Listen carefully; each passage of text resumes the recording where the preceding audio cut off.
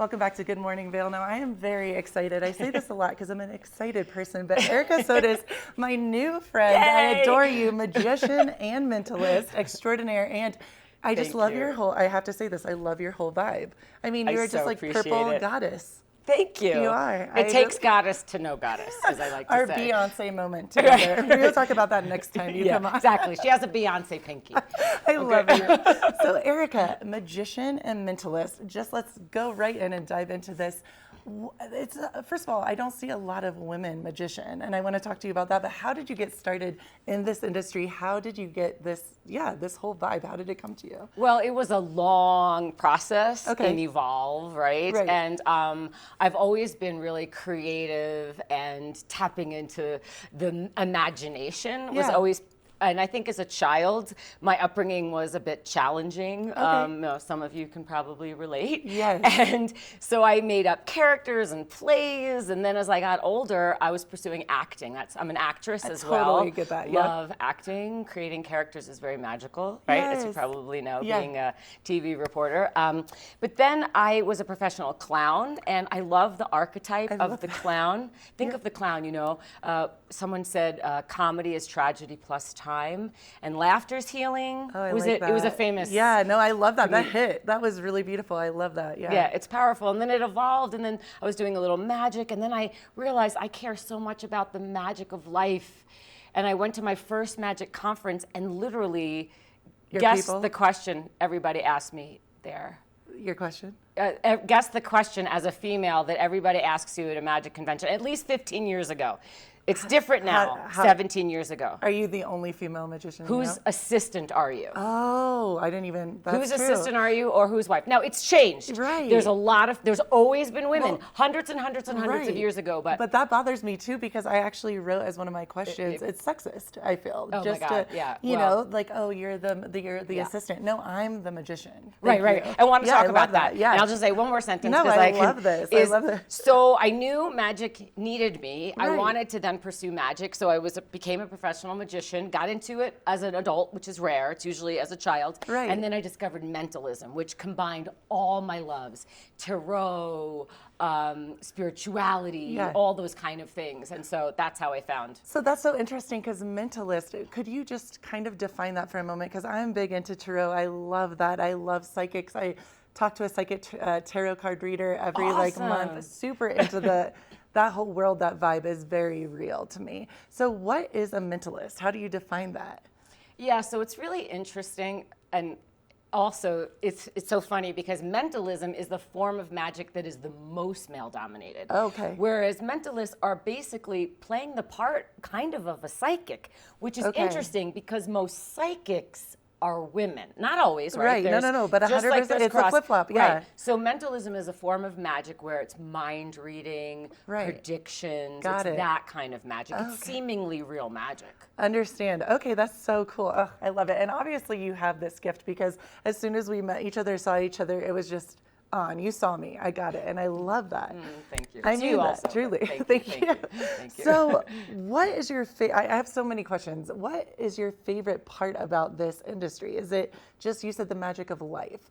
You love just giving that kind of joy, spreading that joy to other people? Is it? That, yes. And I do feel that my medicine is performing. Okay. And I have done a lot of private readings and things like that, but that's really not my medicine. So when I was going to really age myself, when I was in my 30s back in the day. Great. Okay, the so energy. I went to Greece to research the ancient Greek theaters. And the ancient Greeks went to the theater for catharsis. It's a Greek word, right? Catharsis, transformation.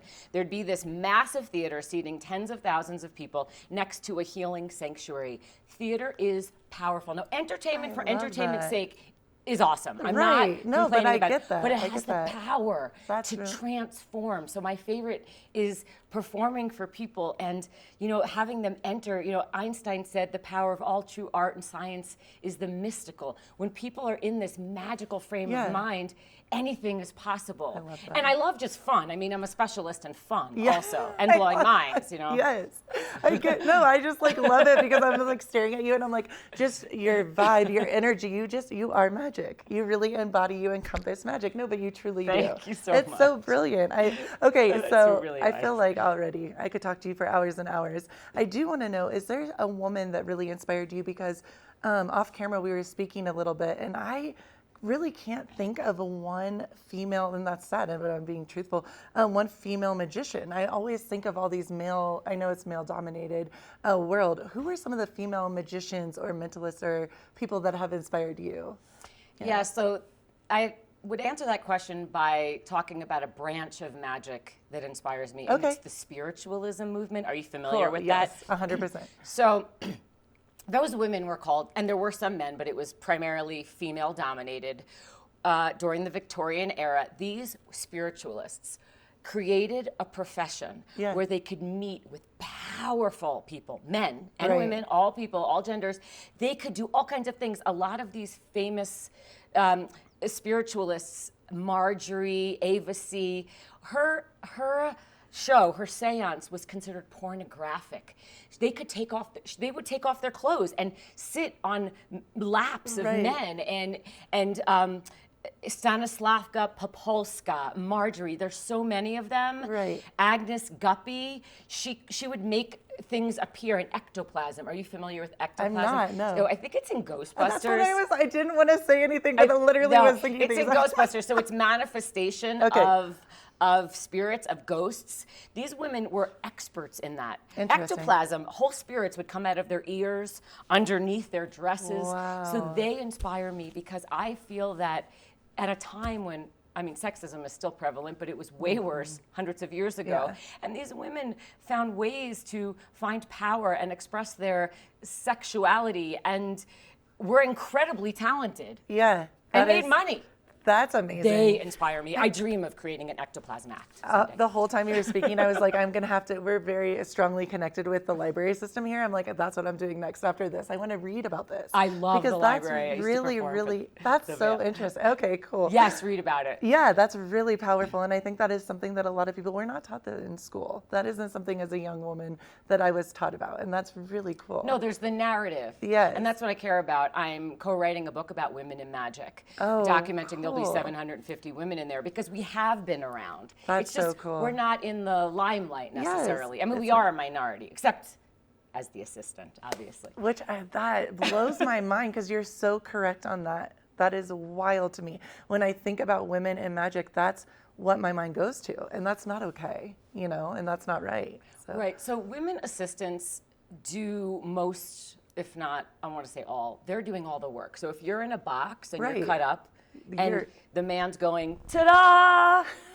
Who do you think is doing the work? I love you. So I honor the female assistants. Because they did so much. Right. They choreograph. There's an amazing movie, Women in Boxes, about female assistants and how hard they work. I mean, they injure themselves. Just to get that moment. Yeah, they're injured themselves. They come out of the box. There's a part where one woman has this like concussion, or she's like, the show must go on. And she just keeps on going because we're strong. We're strong people. Well, Erica, I could talk to you for hours, but I know you have a little magic to show us. Yes, are we at time already? I know, I know. I knew this was you. We will have you back on the couch anytime you want. Yes. Do you have a little magic to show us today? Yeah, so I brought a couple things today. I think I'd like to share with you something with this deck of cards. So I talk about how I'm less interested. No, I can do the kind of magic, ta-da, I like that. There's something about spectacle. But as a performer, maybe because I'm a female performer and just my makeup, I'm interested in relationships. So I want to play a game with you. This is a personality game. And we only have about 30 seconds just to let you know. Oh my God, I 30 know, seconds. But we can have you back No, too. we're going to go fast. Okay, 30 seconds, a personality game. I'm going to read your number. You are a 46. A 46 is someone, we're just going to go really fast and I'll explain it because we have 10 seconds now. I'm a 13. If I was going to read myself, I'm going to put your card out like this, your hand out like this, Gretchen. This is my favorite card. I want you to say stop when you see a card you like. If you like a number or a court card, because each card is matched to a personality. We're going, how many seconds do we have left? Stop. I like that one. The Jack of Diamonds? Okay, put your other hand out. Now, I have numbered each card from 1 to 52 because there's 52 cards in the deck. There's 52. And I have found that certain personalities will all go towards a certain card. So I've matched each card with a number and a personality. A 46 is someone who stays positive. They have been through a lot inside. They have been in the shadow. They want to inspire and bring joy and love to people. And music is really important. Is music really important to you? I'm a radio DJ. Okay, well, that would make sense. Okay, so let's see if I'm accurate. What number did I say I was? The Queen of 13. Hearts. 13. 13. Yes. So I'm a 13. Let's see, Gretchen, if I predicted the one card in the whole pack you'd get, because I read you. Yes. But this is a game, and if you were able to pick this number, then you are indeed that number. You have the power to transform lives with your work, too. Turn it over and look. Oh, my gosh. 46. Wow. Thank you so much, Erica. We are going to have you back on. Thank you. I would love to. That was brilliant. Thank you so much. Thanks. Keep it right here. We have more Good Morning Vail to come.